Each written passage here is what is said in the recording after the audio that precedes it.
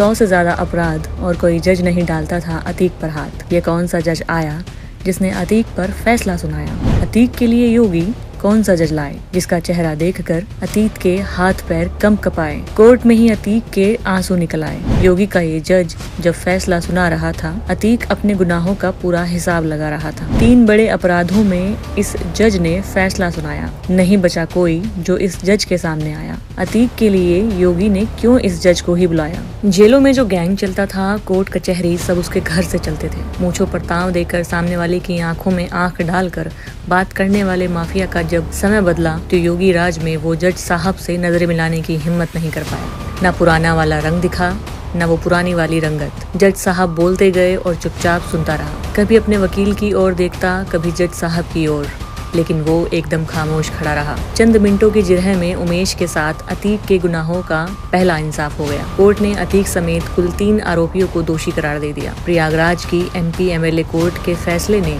दशकों से चले आ रहे माफिया अतीक के खौफ का अंत कर दिया। सजा सुनते ही अतीक अहमद रोने लगा। अतीक के दोषी होते ही उसका भाई अशरफ भी रोने लगा। इससे पहले प्रयागराज की स्पेशल MP MLA कोर्ट का सीन फिल्मी रहा। अतीक और अशरफ के आगे पीछे पुलिस की वैन और सनसनी पैदा करती सायरन की आवाज, मीडिया कर्मियों के कैमरे और छतों पर खड़े लोगों की नजरें इस पल को कैद करने के लिए बेताब दिखी। अतीक का फैसला सुनाने वाले जस्टिस शुक्ला वही जज हैं जिनके आदेश के बाद अतीक को साबरमती जेल से UP लाया गया। ये वही जज हैं जिन्होंने इससे पहले भी कई माननीयों को अलग अलग मामलों में सजा सुनाई है। उत्तर प्रदेश के रायबरेली जिले के रहने वाले जस्टिस दिनेश चंद्र शुक्ला साल 2009 बैच के न्यायिक अधिकारी हैं। 1 जनवरी 1968 को जन्मे दिनेश शुक्ला ने BCom, MCom, LLB और PhD की डिग्री हासिल की है। न्यायिक सेवा में आने के बाद 21 अप्रैल 2009 को उन्होंने भदोई के ज्ञानपुर में बतौर जुडिशियल मजिस्ट्रेट अपने करियर की शुरुआत की थी। साल 2011 में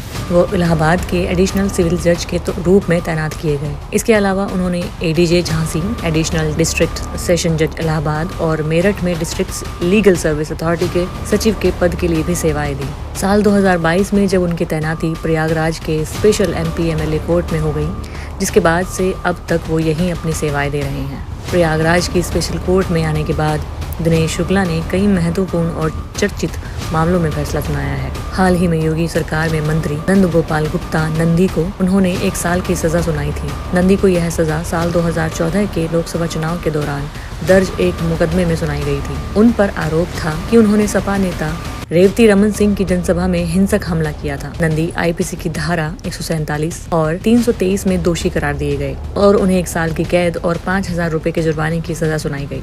इसी साल प्रतापपुर से सपा विधायक विजमा यादव को भी 22 साल पुराने एक मामले में दिनेश शुक्ला ने 1.5 साल की सजा सुनाई। साल 2000 के इस मामले में विजमा यादव और अन्य लोगों पर पुलिस की टीम पर हमला करने का आरोप लगा था। दिनेश शुक्ला की कोर्ट ने 4 बार की सपा विधायक विजमा यादव को दोषी माना और उन्हें 1.5 साल की सजा सुनाई थी। विजमा और नंदी के बाद यह तीसरा मौका है जब दिनेश शुक्ला ने किसी हाई प्रोफाइल मसले पर अपना फैसला सुनाया है। प्रयागराज के जिला बार एसोसिएशन की ओर से बताया गया है कि उमेश पाल अपहरण मामले को छोड़कर मंगलवार को MP MLA कोर्ट में किसी भी अन्य मामले की सुनवाई नहीं हुई। अतीक को लेकर सुरक्षा के पुख्ता इंतजाम थे क्योंकि प्रयागराज अतीक का गढ़ है। यहाँ के गली मोहल्लों में माफिया के नाम की तूती बोलती है। अपराध से शुरू कर राजनीति की सीढ़ियाँ चढ़ने के दौर में किसी ने अतीक से टकराने की कोशिश नहीं की। जो सामने आया वो निपटा दिया गया। वह 5 बार विधायक और 1 बार फूलपुर सीट से सांसद भी चुना जा चुका है। यहाँ अभी भी बड़ी संख्या में ऐसे लोग हैं जो अतीक के एक इशारे पर कुछ भी कर सकते हैं। बात केवल इतनी ही नहीं है, राजनीति और अपराध की दुनिया में सक्रिय होने की वजह से अतीक ने दुश्मनी भी काफी कमाई है। नैनी जेल से अदालत में पेशी के दौरान अतीक के गुर्गों से लेकर दुश्मनों तक के अटैक का खतरा है। इसलिए प्रशासन ने अतीक को लेकर किसी भी तरह की रिस्क नहीं ली। इस वजह से केवल अतीक के केस की ही सुनवाई हुई।